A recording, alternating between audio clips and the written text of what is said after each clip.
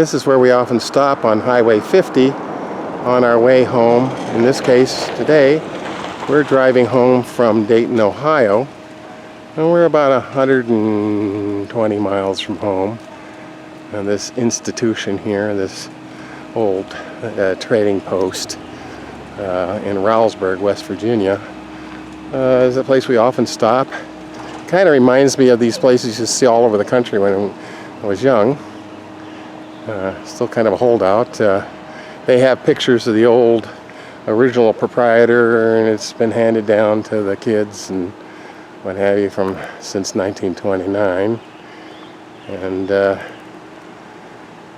it has a, just like I said, a old looking feel, although a lot of the old foods that you would have gotten, the old canned foods and the apple butter and all that stuff, that's all made by distributors nowadays, because there ain't anybody who makes apple butter anymore, because those kinds of arts are domestic arts, and well, we don't believe in that kind of stuff anymore, do we? Everybody wants to get a career, so being a handmaiden with a ladle over a kettle making apple butter isn't too inspiring to many young people today.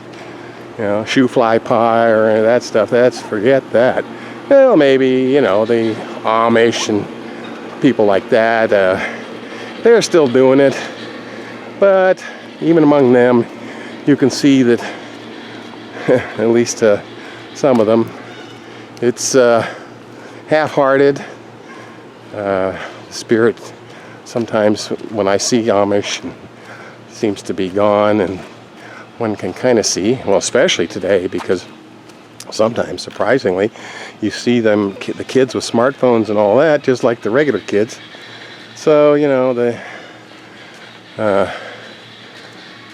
flesh and the spirit are weak. But sometimes we go in here.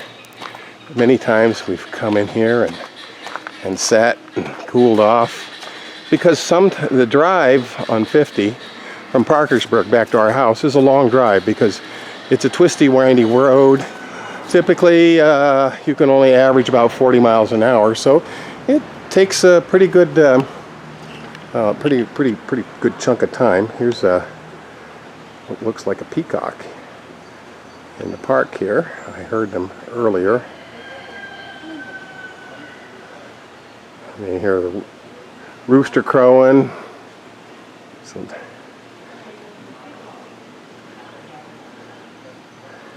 It's definitely not a standardized, gas/convenience store in the modern model. And old farm implements.